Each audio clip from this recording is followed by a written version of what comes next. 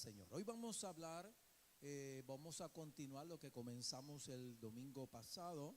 Obviamente hoy la gente ya verá, es como un capítulo que ya pasó, ya dejó de celebrar la muerte y la resurrección de Cristo. Obviamente el mundo lo deja de celebrar, pero nosotros los continuamos celebrando. Amén.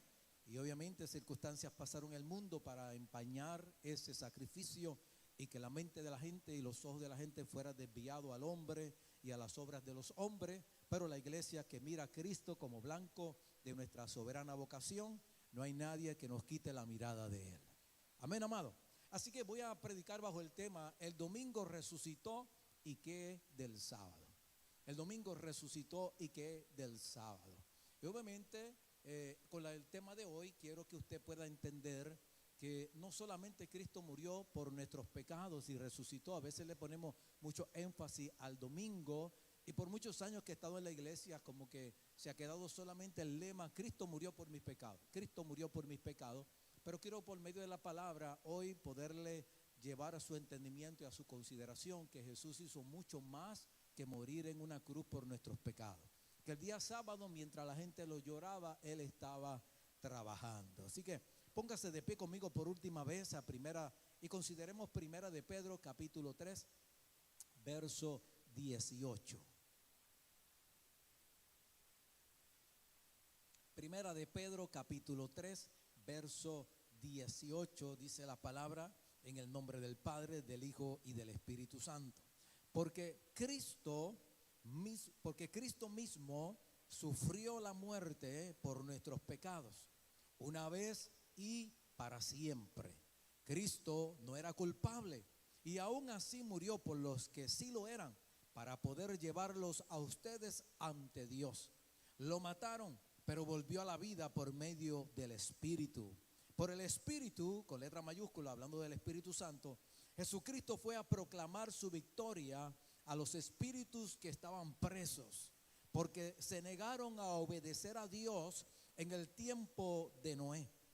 Dios esperaba pacientemente por ellos mientras Noé construía el arca, en la que solamente 8 personas fueron salvados mediante el agua.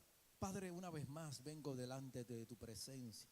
Espíritu Santo, desciende sobre nosotros como agua fresca. Te entrego la prédica en tus manos. Quítame a mí y ponte tú. Pasa el carbón encendido por mis labios, para que toda palabra que salga de mi boca, Señor, no sea de mi propia inteligencia, sino que la sabiduría de Dios, la revelación de Dios sea nuestra nutrición y nuestro alimento en la mañana de hoy.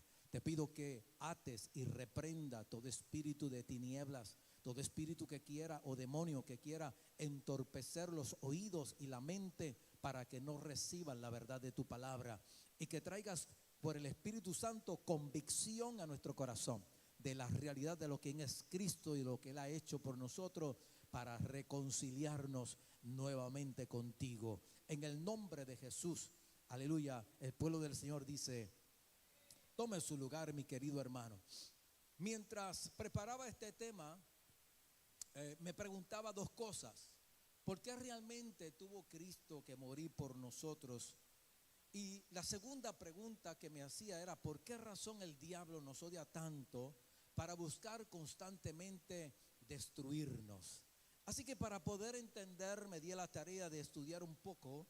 Y la Biblia y para lograr esto necesito llevarlo al principio, mucho antes de que el hombre y la mujer, Adán y Eva, fueron creados. Antes de Adán y Eva fueron creados, la Biblia nos permite, a través del libro de Isaías y el libro de Ezequiel, nos da un panorama, nos permite ver un glimpse, como dicen en inglés, abrir una brecha en el mundo o en el espacio de la literatura, para podernos introducir una revelación que si el Espíritu Santo no lo hubiera revelado, no tuviéramos el entendimiento. Por lo tanto, en Ezequiel capítulo 26 verso 15 nos habla de este querubín o serafín, llamado ahora conocido como Satanás, el diablo. Pero quiero que entienda que él no comenzó siendo así.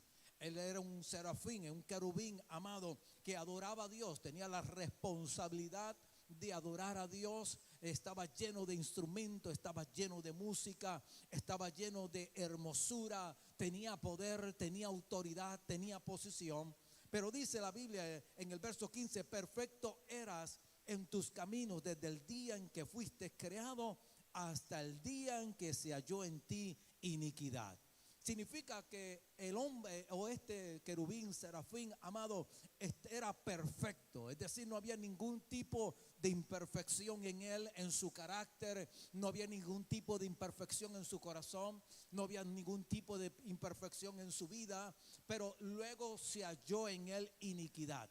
La iniquidad nació en este querubín, amado. Y dice la palabra que a causa de la abundancia de tu comercio te llenaste de violencia y pecaste. Yo pues te he expulsado. Ese yo en letra mayúscula nos habla de Dios. Yo pues te he expulsado por profano del monte de Dios y te he eliminado, querubín protector, de en medio de las piedras del fuego. Es decir, que este querubín, amado, perdió su hermosura de la noche a la mañana. Por eso es tan importante nosotros evitar todo lo que podamos pecar o desobedecer o ser rebeldes delante del Señor. Porque si algo nos lleva la rebelión y lleva la desobediencia, es abrirle una puerta para que Satanás, como este demonio que fue expulsado, lleno de maldad, de violencia, lleno de rebelión, pueda ocupar un lugar en nuestro corazón y en nuestra mente, llevándonos por voluntad propia, amado, a que nosotros nos rebelemos o expresemos o pensemos o tengamos una actitud menospreciante hacia Dios como Él la experimentó. Así que en Isaías 14:14 dice, mire lo que pensaba este querubín: subiré sobre las alturas de las nubes y me haré semejante al Altísimo. Yo quiero que preste atención a esa palabra semejante. Subiré sobre las alturas de las nubes y me haré semejante al Altísimo. Es decir que mire cómo es la ignorancia, cómo el pecado nos quita la sabiduría de Dios, que siendo un hombre que tiene posición, perdón que diga hombre, pero siendo un querubín que tiene posición, que tiene hermosura, que ministra a Dios, que tiene todo lo que Dios quiso poner en él, toda la belleza, todo lo adornó de hermosura, de piedras preciosas, y aún así él no se siente semejante a Dios. Aún así él quiere subir y ser semejante a Dios en poder, en autoridad, en gobierno. Es decir, que quiso poseer lo que Dios tenía. Quiso darle un golpe de estado al cielo para quitar a Dios y ponerse él, y que todo el mundo le rindiera la pleitesía, la adoración, la exaltación, como todos los ángeles, querubines y serafines le entregaban al Señor. Así que luego que Dios la expulsa, Isaías 14, verso 19 registra lo siguiente: pero tú has sido echado de tu sepulcro como vástago desechado. Mire qué clase de vergüenza Dios le dio a este querubín. Tú has sido echado de tu sepulcro como vástago desechado, como ropa de muertos traspasados a espada, que descienden a las piedras de la fosa como cadáver pisoteado. Toda su hermosura, todo su esplendor, todo su glamour, toda su autoridad, todo lo que tenía, amado, lo perdió por simplemente nacer en su corazón la soberbia, el orgullo, la rebelión de ponerse y ser semejante a Dios. Y obviamente quiero que entienda que allí el diablo experimentó la muerte. Allí el diablo experimentó la separación entre Dios y su presencia. Allí el diablo murió espiritualmente delante de Dios. Allí él experimentó esa muerte espiritual. Allí él experimentó esa separación. Allí Dios lo despojó, lo desnudó, le quitó todo poder y autoridad y lo despide o lo echa, lo expulsa del reino de los cielos como cadáver pisoteado. Así lo ve el cielo. El cielo no lo ve al diablo como poderoso, como grande, como espléndido. Lo ve como un cadáver pisoteado. desechado delante de la presencia de Dios. Así que ahí el diablo entiende algo y él se da cuenta que él no puede regresar de regreso al cielo. Perdió su trono, perdió, aleluya, su posición, y por ende, amado, en su soberbia, en su maldad, en su odio, en su resentimiento, busca de alguna manera desquitarse con Dios. Y mientras él estaba en la tierra, desordenando la tierra, porque la Biblia dice que cuando Dios comenzó a crear la tierra y comenzó esos 7 días o 6 días a crearla, a formarla, dice la Biblia que la tierra estaba desordenada y vacía. Algunos teólogos creen que cuando el diablo fue arrojado del cielo, fue arrojado a la tierra y obviamente desordenó todo lo que había creado.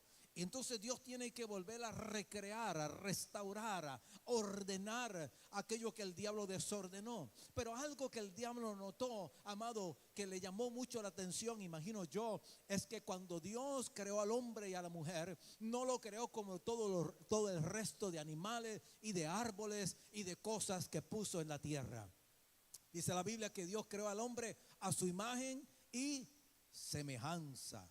Es decir, que Dios puso un alma, Dios puso un espíritu que era semejante a Dios. El hombre podía discernir, el hombre podía tener sabiduría, el hombre podía tomar decisiones por voluntad propia, el hombre se le dio autoridad para gobernar los animales de la tierra, para sojuzgar. Y obviamente quiero volverle a repetir el verso de Isaías 14:14, donde el diablo dice: me haré semejante al Altísimo.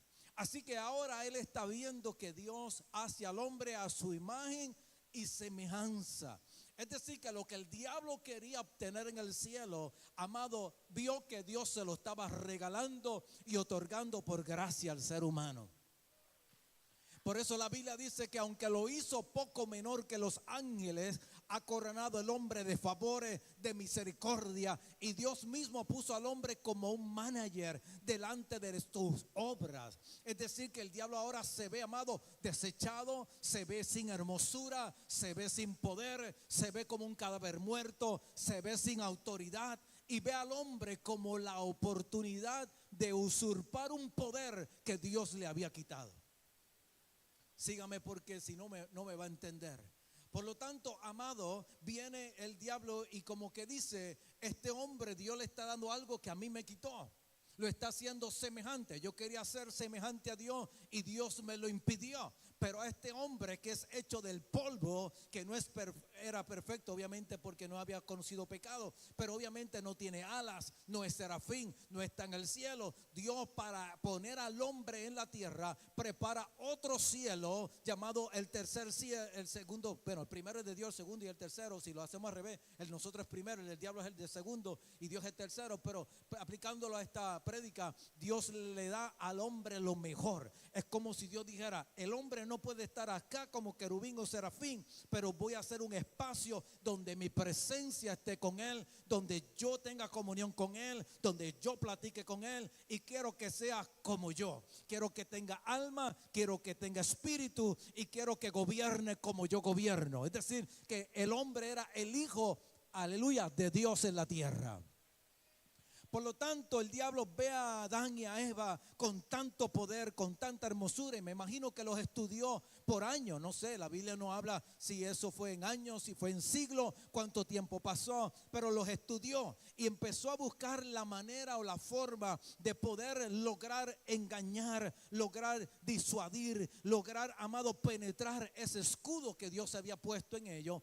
Y como le enseñaba el día jueves, el enemigo descubrió que Dios le había dado al hombre la habilidad y la capacidad de tener un libre albedrío. El diablo notó y entendió que Dios le dio al hombre la capacidad y la habilidad de poder decidir por cuenta propia. Porque si vamos a Génesis capítulo 2 verso 6, la Biblia dice: y el Señor Dios ordenó al hombre: de todo árbol del huerto podrás comer, pero del árbol del conocimiento del bien y del mal, decisión, no comerás, porque el día que de él comas, decisión, ciertamente morirás. Por lo tanto, el enemigo entendió, Dios le ha dado al hombre un libre albedrío para escoger. Obviamente le dijo, no comas de este árbol. O sea, tú puedes elegir comer de ese árbol, pero yo te sugiero, yo te ordeno que no lo debas comer, porque el día que de él coma experimentarás la muerte. De seguro morirás. Obviamente iba a morir espiritualmente. El hombre iba a experimentar la misma separación que el diablo experimentó con Dios. Por lo tanto, el enemigo buscó, como enseñaba el día miércoles en la clase, buscar seducir, buscar engañar, buscar dar una verdad con una mentira de por medio. Y en Génesis capítulo 3 verso 4, hablando la serpiente con la mujer, le dijo, ciertamente no morirán. Ahí está la primera mentira. Pues Dios sabe que el día que de él coman del árbol que Dios había dicho que no comieran, se les abrirán los ojos y ustedes serán como Dios, conociendo el bien y el mal. Es decir, estaba sembrando la misma semilla de soberbia, de orgullo y rebelión en la mente de Eva. Obviamente le estaba dejando sentir que Dios le había ocultado algo muy importante, que Dios no era tan perfecto, tan justo, tan verdadero, porque le había ocultado que ellos podían tener la misma semejanza de Dios, conociendo el bien y conociendo también el mal. Por lo tanto, mire lo que dice aquí, y si lo leemos con calma. Dice el verso 5, pues Dios sabe que el día que de él coman, se le abrirán los ojos y ustedes serán como Dios. Ya ellos eran como Dios, en el sentido que ya Dios lo había creado a su imagen y semejanza. Tenían espíritu y tenían alma como Dios. Tenían sentimientos, tenían emociones, tenían sabiduría, podían decidir, tenían esa soberanía de poder decidir. Pero el diablo, que quería ser primero semejante a Dios, ahora quiere que el hombre busque ser semejante a Dios.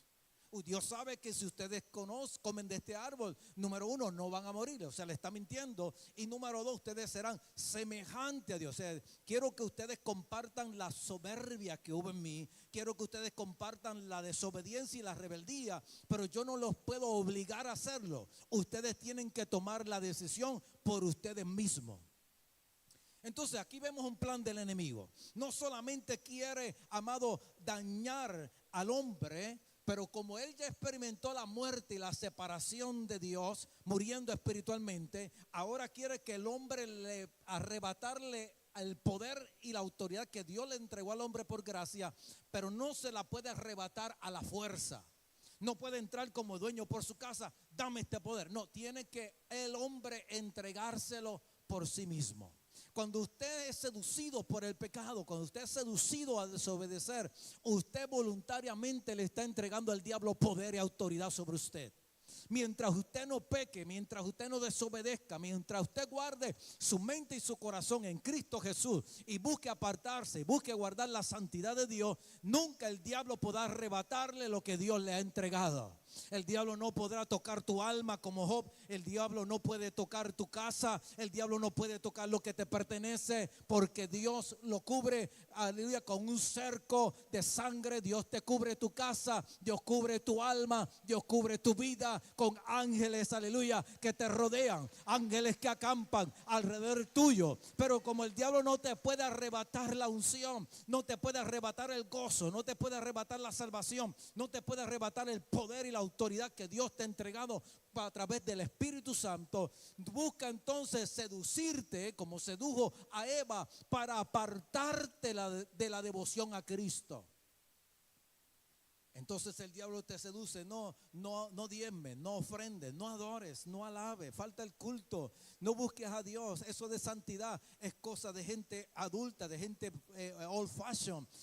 Vive tu vida, sé tu propio Dios, dale a tu carne lo que pide, conviértete en lo que quieras ser. Si quieres ser perro hoy, sé perro. Si quieres ser mañana vaca, sé vaca. Si mañana te quieres identificar como carro, identifícate como tú quieras.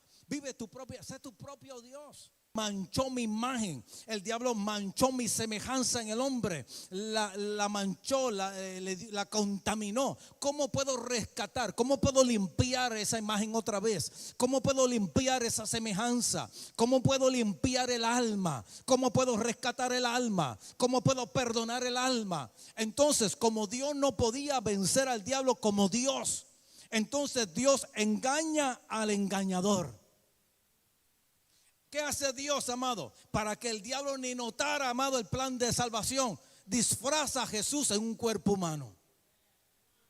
Repito el verso. Entonces dice: por cuanto los hijos participan de carne y de sangre, también Jesús participó de lo mismo.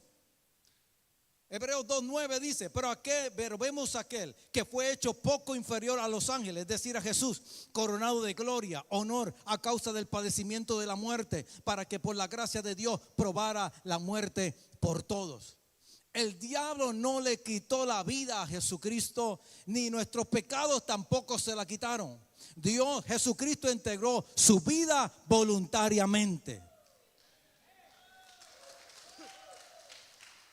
Biblia para mostrárselo. Vamos a Juan capítulo 10, verso 17. Juan 10, 17 dice: por eso el Padre me ama, porque yo doy mi vida para tomarla de nuevo. Yo doy mi vida para tomarla. Nadie me la quita, sino que yo la doy por mi propia voluntad. Quiero que entienda esto.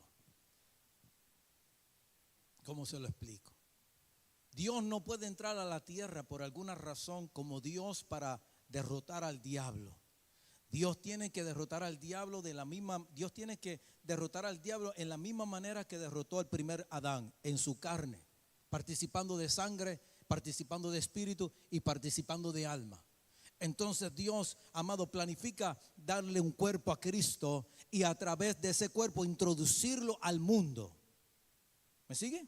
Entonces Jesús, que es Dios, lo disfraza con un cuerpo humano y lo trae a la tierra. Ay, nació un bebé en Belén de Judea. Qué lindo. Y el diablo ahí planificando. Esto es algo raro porque las estrellas se movieron. Aquí hay adoración, aquí hay alabanza, aquí hay se cumplió una palabra profética. Aquí hay algo raro, pero es un bebé, es un hombre. Entonces, si yo derroté al primer hombre que estaba en la perfección, que estaba dentro del Edén, que estaba cubierto de ángeles, de serafines, que tenía comunión con Dios, este no representa ningún tipo de peligro. Es un bebé como cualquier otro. Nació, estuvo 12 años, amado, sin saber, sin decirse dónde estaba Jesús. Luego Jesús entra al templo. Luego a los 30 años Jesús sale a bautizarse, es lleno del Espíritu Santo. Pero ya el diablo conocía esa estrategia, porque en el Antiguo Testamento el Espíritu Santo había descendido sobre los profetas.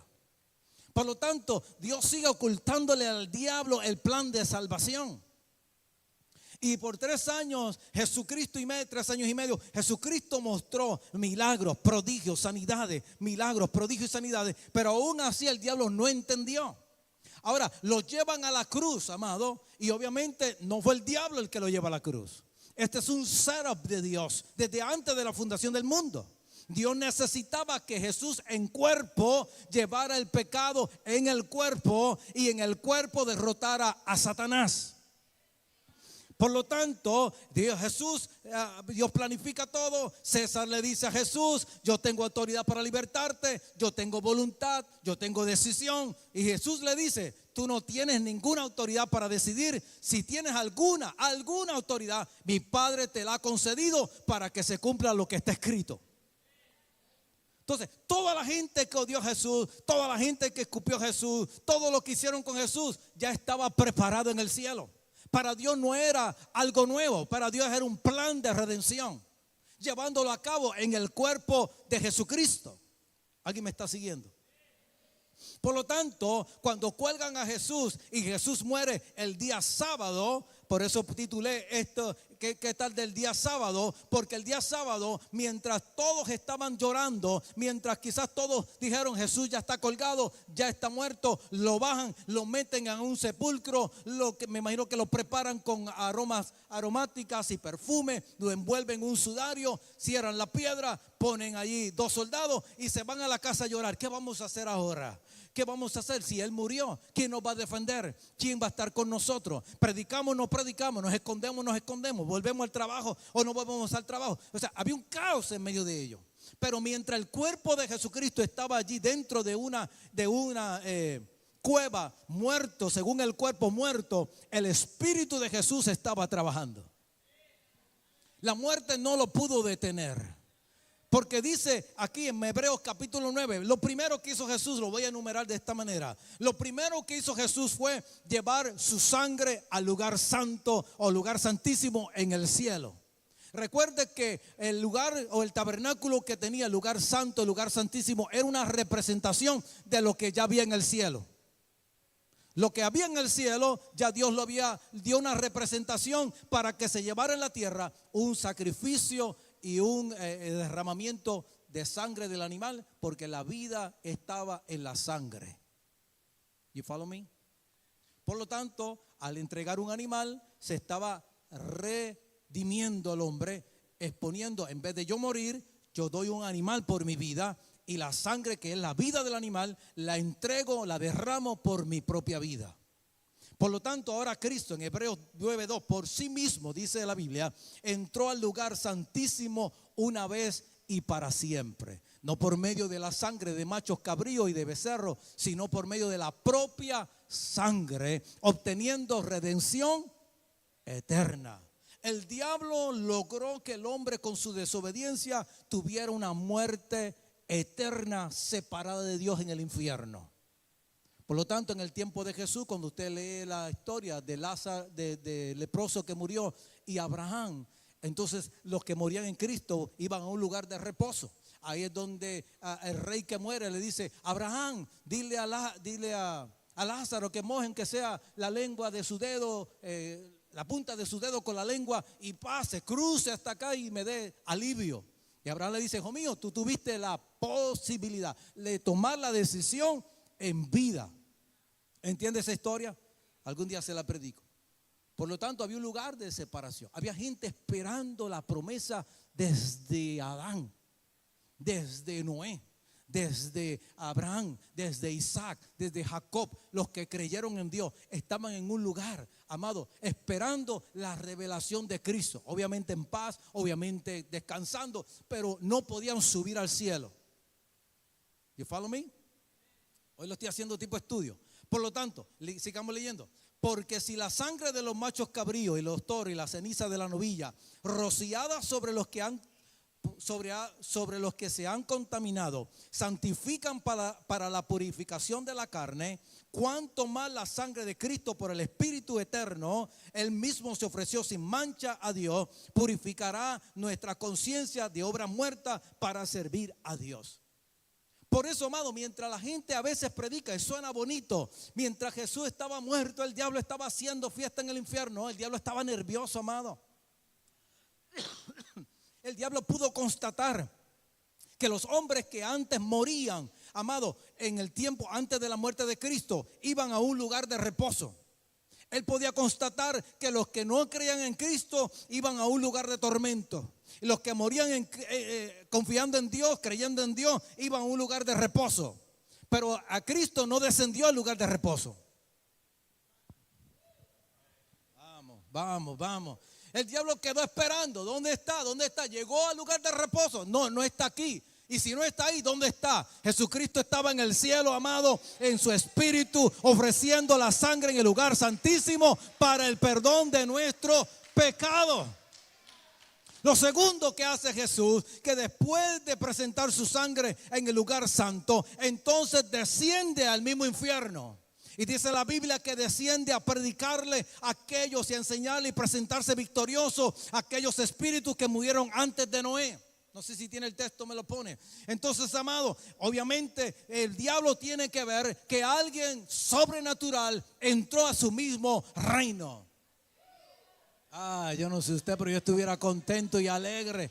Le estoy enseñando que Jesucristo no solamente murió por nuestros pecados. No hubo fiesta en el cielo. El cielo estaba lleno de miedo, de temor. ¿Qué es esta? ¿Qué está pasando? ¿Quién es este? Si obviamente matamos el cuerpo, pero hay algo que salió de él, que no está en el lugar de descanso. Y ahora no viene como un espíritu para descansar. Viene como un espíritu victorioso para derrotar al diablo en su propio lugar de infierno. Creo que lo tengo por aquí.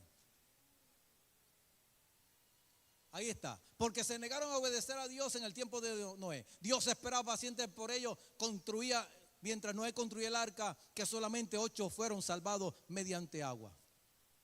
Y dice que Jesús se presentó como victorioso. Aquel que ellos habían muerto, amado, sin haberlo visto. Aquel que ellos habían muerto y habían sido perseguidos y habían muerto en hornos de fuego, habían muerto crucificados, habían muerto por espada, habían muerto por el hambre, habían muerto en cuevas, esperando una nueva ciudad, esperando un redentor, creyéndole a Dios, caminando como mirando al invisible, pero sin perder la fe en el sufrimiento, sin perder la fe en la pérdida, sin perder la fe en la enfermedad, sin perder la fe en la espada, sin perder la fe en la prueba, sin perder la fe cuando las cosas van mal, sin perder la fe cuando pierden casa, sin perder la fe, aleluya, cuando no tienen papeles, sin perder la fe cuando viene la enfermedad, sin perder la fe en aquel, aleluya, que prometió que un día los iba a venir a buscar. Amado, y nosotros tenemos un Dios que dijo que un día también Él regresaría. Voy a preparar morada para ustedes, porque donde yo estoy, ustedes también estarán conmigo. La pregunta sería si vas a mantener la fe aún en medio de tiempos como el que estamos viviendo. La pregunta sería si vas a mantener tu integridad delante de Dios, tu santidad, si vas a mantener tu cordura, si vas a mantenerte fiel hasta la muerte, porque dice la Biblia que no es el que corre, sino es el que llega hasta el final.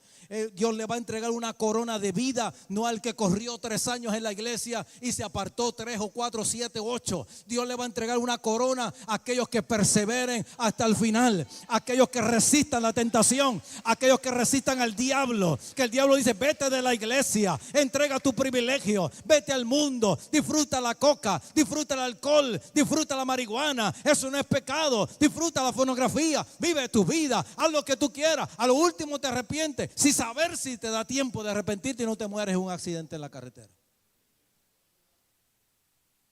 El que persevere hasta el fin, este será salvo. No son de los que corren, son de los que terminan la carrera.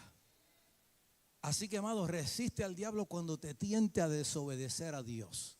Resiste al diablo cuando te tiente y te haga convencerte. Esto no es malo. Porque el que quiere pecar, amado, no hay que empujarlo mucho. No hay que poner un cuchillo. Ellos mismos se convencen. Esto no es malo. Si esto es, si me siento mal, pues le pido perdón a Dios. Lo que no saben es que en esa decisión de rebelión, de soberbia, le abren una puerta a demonios que están al lado tuyo esperando que tú se la abras. Y una vez la abre, ellos te cautivan, ellos te atan. Y lo que parecía algo de voy a probar, voy a ver cómo me siento. Ay, mira, me siento bien, no me pasó nada malo, no me dio nada, eso no me hizo daño, como dicen por ahí. Pero poco a poco te ata y poco a poco necesito más, y poco a poco necesito más, y poco a poco necesito más. Y cada vez te hundes más, cada vez te vuelves más rabioso, te vuelves violento, violenta. Luego termina en divorcio, luego termina en adulterio, luego termina en fornicación. Y cuando vienes a ver lo que parecía algo para probar y pasar un buen rato, el diablo te ató para destruirte y llevarte, como el joven que dejó a su padre a comer en la mesa de demonios. ¿Eso es lo que usted quiere para su vida? ¿Por qué no mejor nos volvemos adictos a la presencia de Dios? Así como el drogadicto dice, necesito drogas para sentirme bien, hagámonos adictos al Espíritu Santo. Necesito presencia, necesito poder, necesito unción. Yo quiero estar gozoso, yo quiero estar alegre. Cuando llega el culto, yo no quiero estar apático. Cuando llega el culto, yo no quiero estar pendiente si hay telaraña. Yo no quiero estar pendiente en el pelo de la hermana, si se lo pintó de verde, rojo, amarillo o azul. No quiero ver si los zapatos son de Macy o son de Sears. Yo quiero ver la gloria de Dios. Yo quiero que Él me toque, yo quiero que Él me cambie, yo quiero que Él sienta mi amor, yo quiero que Él sienta mi cariño, yo quiero que Él sepa, estoy adicto a tu presencia, estoy adicto a tu amor, estoy adicto, te amo, te quiero, te aprecio, te honro, te sirvo.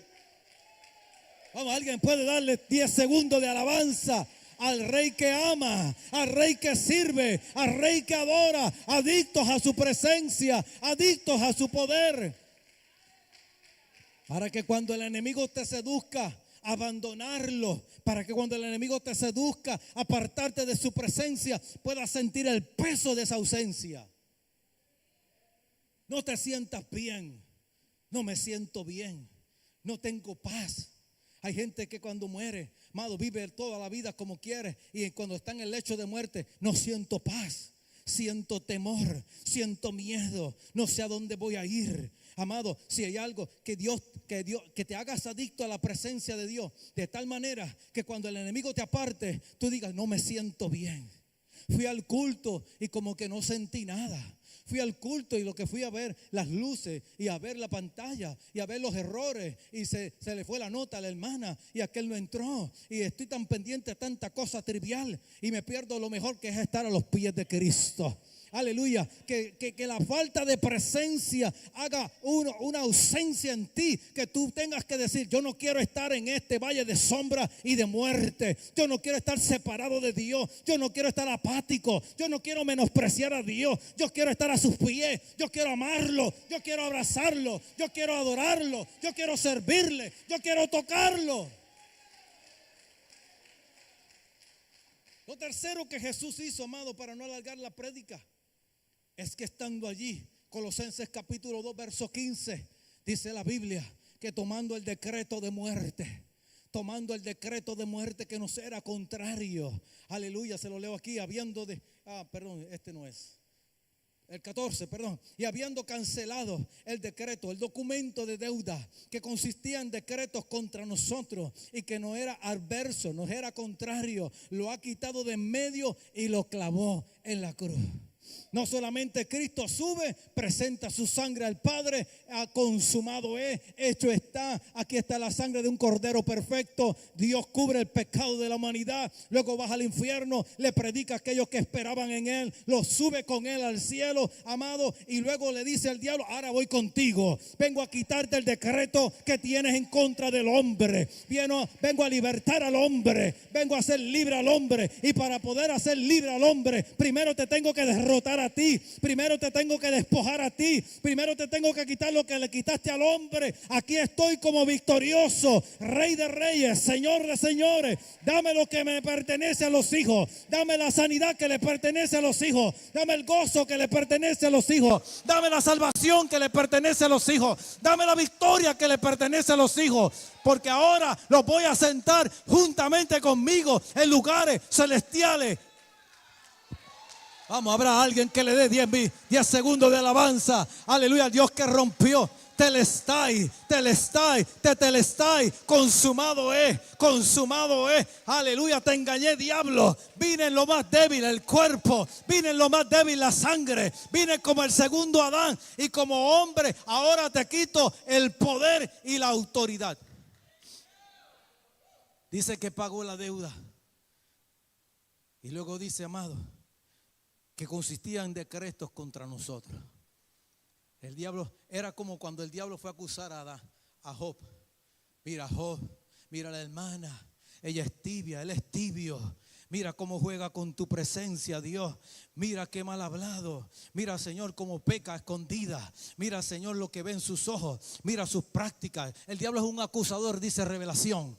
Él va al cielo a acusarnos. Él va al cielo a acusarnos. Él va al cielo y por muchos años lo logró. Lo acusó. Ahora cuando va a acusarnos, a la Biblia dice que ahora tenemos un sumo sacerdote que se compadece de nosotros. Aleluya. Un sumo sacerdote que cuando el diablo dice se merece que le quite la vida, se merece que muera, se merece que lo castigue, se merece que muera en un accidente, él dice: yo derramé mi sangre por él en la cruz del Calvario. Espíritu Santo, tócalo. Espíritu Santo, redargúyelo de pecado. Espíritu Santo, trae convicción para que él se arrepienta, y una vez se arrepienta yo pueda entrar en su corazón, y cuando entre en su corazón le voy a dar vida, y vida en abundancia, no solo en la tierra, sino que cuando muera, Jesucristo dijo: yo soy la resurrección y la vida, y en el que en mí cree, aunque esté muerto, vivirá. Aleluya.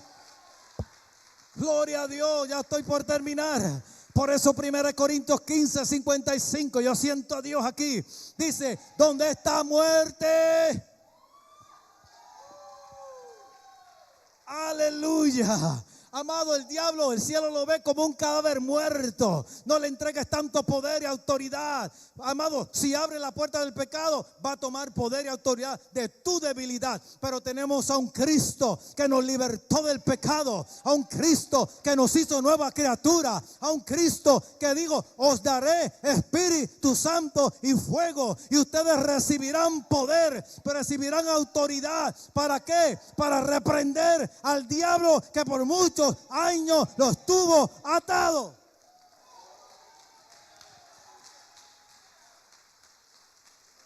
Yo creo que tú no sabes a quién le has creído. Yo creo que tú no sabes a quién estás adorando. Tú no estás adorando a la estatua. Tú no estás adorando al Papa. Tú no estás adorando a un hombre. Estás adorando al Dios que descendió del cielo. Aleluya. Para libertarte, para sanarte, para rescatarte. Dio su propia vida. No un carnero, no una oveja, no un serafín, no un querubín. Su propia vida. Yo siento a Dios en este lugar. Exalta a Cristo, vamos. Exalta por 10 segundos a Cristo. Aleluya, aleluya. Él es mi libertador. Él es mi sanador. Él es mi roca. Él es mi castillo. Si estoy de pie, es por Él. Si estoy perdonado, es por Él. Si tengo vida, es por Él.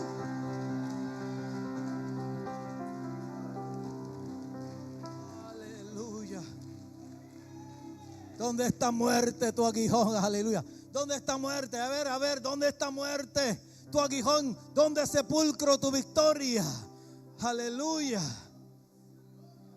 Dice el verso 56: el aguijón de la carne, de la muerte, es el pecado. Y el poder del pecado es la ley. Pero Cristo vino no a abolir la ley, sino a cumplirla.